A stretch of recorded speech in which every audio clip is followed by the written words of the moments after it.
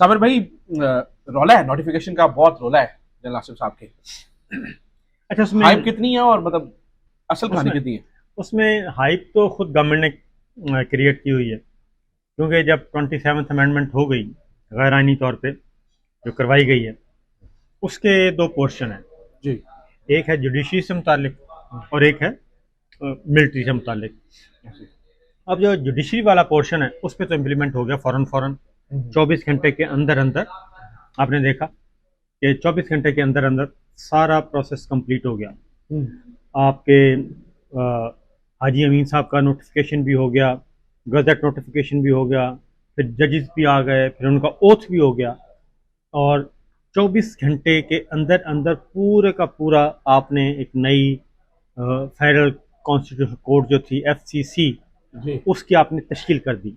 यहाँ तक के वो बेचारे इस कदर परेशान थे कि उनके लिए जगह भी नहीं थी।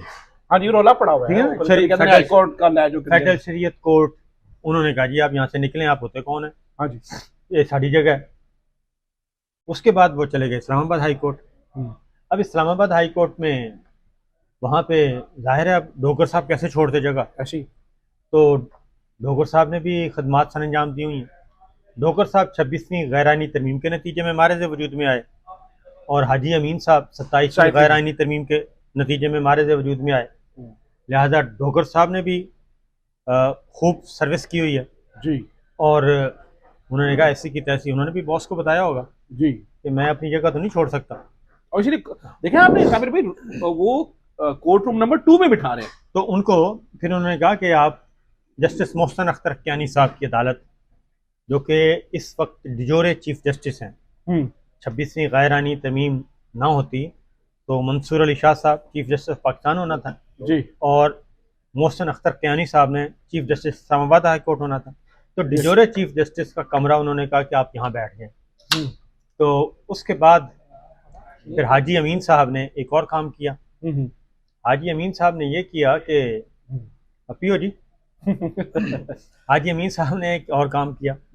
हाजी अमीन साहब हमारे साथ जी, असल में हम यहाँ पे खाना खा रहे हैं, आपको बताते हैं फ्रैंकली, हमारे साथ बाकी भी दोस्त मौजूद हैं, तो उन्होंने अपना खाना पीना रोक दिया था, तो हमने कहा नहीं आप खाना शुरू करें जी, जारी सारी रखें, इसलिए ये लाइट सी गपशप हो रही है, हम रास्ते में बैठे हैं कहीं। तो बहरहाल तो हाजी अमीन साहब ने जी अब एक और काम किया जी। ये मैं बैकग्राउंड इसलिए बता रहा हूँ कि पाकिस्तान ना इस वक्त, हमारा इस्लामाबाद इस वक्त खेल तमाशा है जी, खेल तमाशा बना हुआ है, और खेल तमाशे के अलावा कुछ नहीं है जी। फिर उन्होंने कहा कि अच्छा आप इस तरह करें, इस्लामाबाद हाई कोर्ट को पुरानी वाली बिल्डिंग में ट्रांसफ़र करते हैं। हाँ जी, वो जो G10 या G11 जिसमें बार एसोसिएशन कह भी रहा है उधर, डिस्ट्रिक्ट बार एसोसिएशन। अब उसमें डिस्ट्रिक्ट बार एसोसिएशन अब 2 हिस्सों में तकसीम हो गई।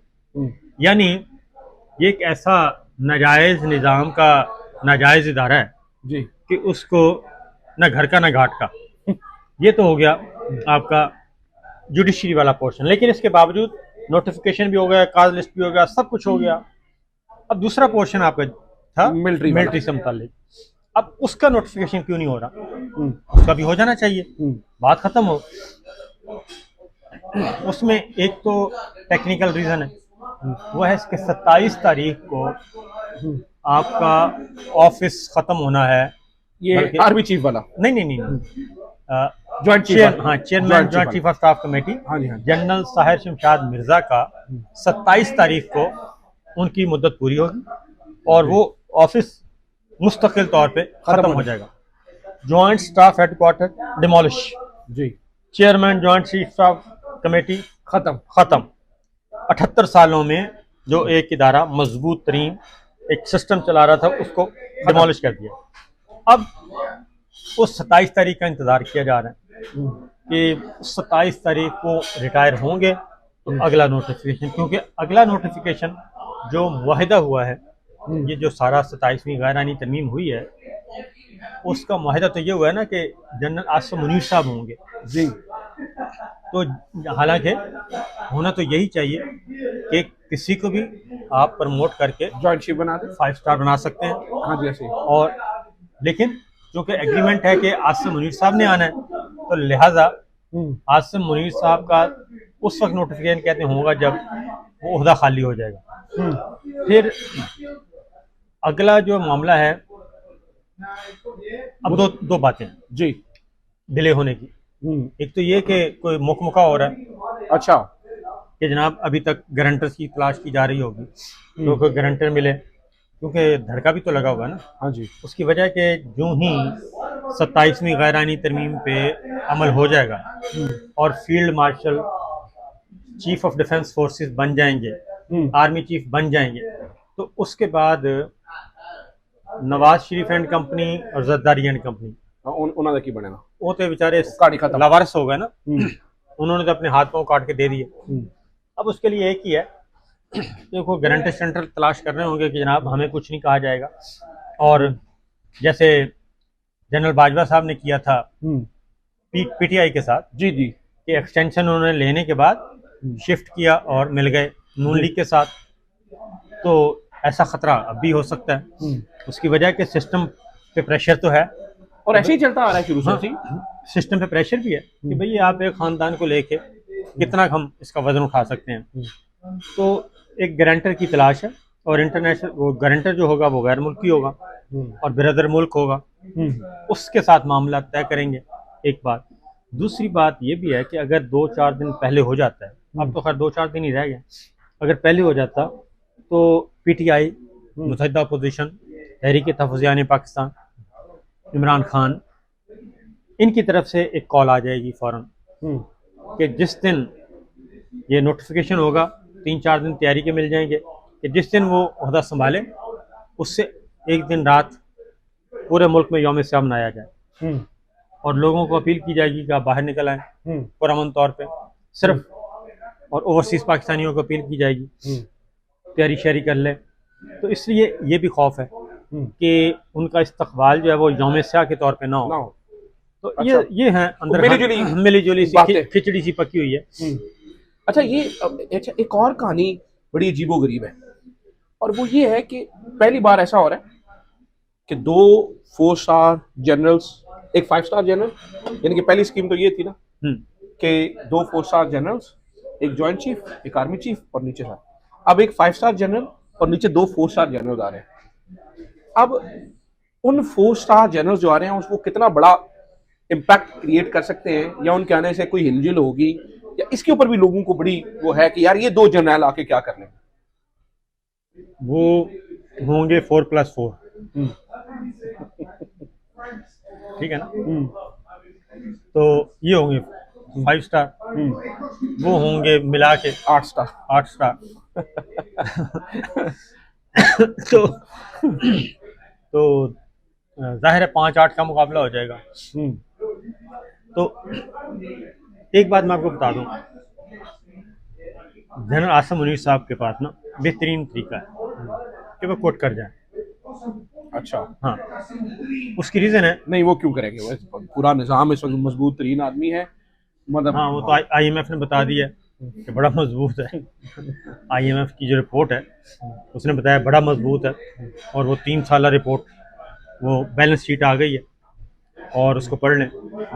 फिर कॉमनवेल्थ कंट्रीज की रिपोर्ट है, इंटरनेशनल, वो यूरोपीय यूनियन की पढ़ी है, यूरोपीय यूनियन की पढ़ी है, वो भी बता रहे हैं कि बहुत मजबूत निज़ाम है।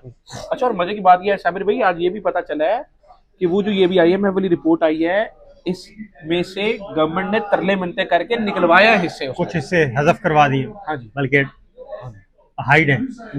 तो इसलिए 3 साल जो रिपोर्ट कारकर्दगी है, फील्ड मार्शल के हिस्से के क्रेडिट पे कुछ भी नहीं है, और उन्होंने 3 साल बिल्कुल ज़ाया किए हैं। उनके 3 साल क्या हैं? मुझे ISI के ओहदे से क्यों निकाला, इमरान खान से इंतकाम। मेरी उस वक्त निकल रहा था जब मैंने बुशरा बीबी से रब्ता किया, उन्होंने मुझे बचाया क्यों नहीं, उनसे इंतकाम। तीसरा, जनरल फैज अमीर, वो मेरी जगह पे DDI-SI आ गए, उनसे इंतकाम। ये 3 इंडिविजुअल्स उन्होंने पकड़े हुए, जेलों में डाले हुए हैं। अच्छा, और ये उनकी 3 साल कारकर्दगी जो है उनके पास यही है। सही है। अच्छा साबिर भाई, एक और मामला है आज, अच्छा उड़ती उड़ती कोई गुंजन मिली है इसके ऊपर कि एक साबिका जनरल साहब के बेटे के साथ कोई पता नहीं अच्छा, ये उड़ती छुड़ती आई है हाँ, बात। पता नहीं जनरल साहब हैं, पता नहीं कौन है। हाँ वो कोई थप्पड़ छप्पड़ मारा होगा या नहीं मारा, अल्लाह जाने। अच्छा, उसमें एक बात बता दूं, ये चीज़ जो है ना फैमिलीज के अंदर मौजूद है, क्योंकि आप election chief commissioner Rawalpindi Liaquat Hussain Chatta साहब का जो उन्होंने कहा था कि पूरा रावलपिंडी डिवीजन जो है वो हम हार गए हैं, जी ठीक है। तो उसमें रावलपिंडी डिवीजन का मतलब पता है क्या था? जी रावलपिंडी डिवीजन का मतलब है कि आपके जो फौजी खानदान है उन्होंने सारों ने पीटीआई को वोट दिया इमरान खान। उसकी रीज़न है कि रावलपिंडी डिवीजन में क्या क्या आता है? रावलपिंडी आता है, जेलम, आपका चकवाल आता है, आपका जेलम आता है, आपका अटक आता है, आपका मरी आता है जी, और सारी फौजी आपका- फैमिलीज ठीक है, फौजी फैमिली। और उस वक्त ये सारे फौजी इलाके, जनरल आसम मुनीर साहब का इलाका पिंडी, आपका DGISI उस वक्त था नदीम अंजुम पिंडी, जी साहिर शमशाद मिर्जा पिंडी, तो इनके तो सारों के पिंडी।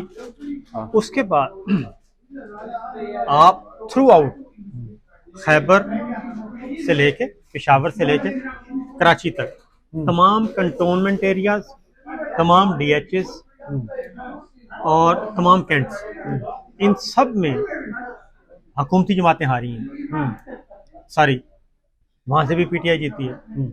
तो ये तो पहले से पता है कि वो इनके ख़ानदान वाले इनके साथ नहीं हैं, इनके बच्चे इनके साथ नहीं हैं, इनकी बेगमात इनके साथ नहीं है, वो सब खड़ी हैं सही रास्ते पे, वो इमरान खान के साथ। इसलिए ये जो थप्पड़ छप्पड़ मारने वाली बात, अच्छा ये अभी तो खैर गैर तस्दीकशुदा है, चल रही है बात। अगर ऐसा नहीं भी है, मिसाल है, अगर ऐसा नहीं भी है तो अभी आपको पता है हम एक जगह पे बात हो रही थी, बड़ी अहम जगह पे, कि भाई वो सारे लोग जो थे जो कल ताकतवर थे गैर मकबूल हो गए, कहाँ पे है, नाम भी नहीं है, चेहरा भी नहीं है, बस सारी कहानी तो खत्म हो गई। तो कहानी सर इतनी होती है, उनकी वजह के डिक्टेटरशिप का सर कोई ना उसकी कोई मिरास होती है जी, ना उसका कोई नाम लेवा होता है। आप ये देखें, ज़्यादा दूर की बात ना करें, जनरल बाजवा, उन पे कोई तनकीद हो, उनकी कोई बात हो तो DGISPR जवाब देता है जी, नहीं सर बिल्कुल नहीं, ठीक है, वो कहते हैं ये हमारी, ये एंटिटी अब हमारी नहीं है।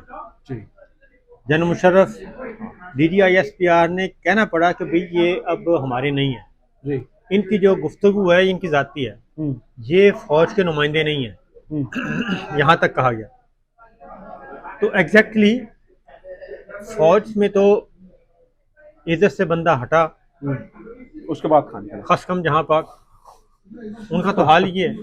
इसी तरीके से जुडिशरी, नहीं ये फैक्ट है, जुडिशरी जी, जितने भी गवर्नमेंट सर्वेंट्स हैं, पॉलिटिकल जो लीडर होता है ना, उनकी तो चल रही है चेन, हाँ जी जी, वो आज जेल के अंदर है, कल बाहर आएंगे, बाहर आ जाएगा, और एक बंदे को पकड़ेंगे तो पूरी पार्टी, हाँ जी, और भुट्टो साहब चले गए, लेकिन पीपल्स पार्टी तो मौजूद है, जी, वो पीपल्स पार्टी है, आज तक उसको ऑन करते हैं जी, ठीक है।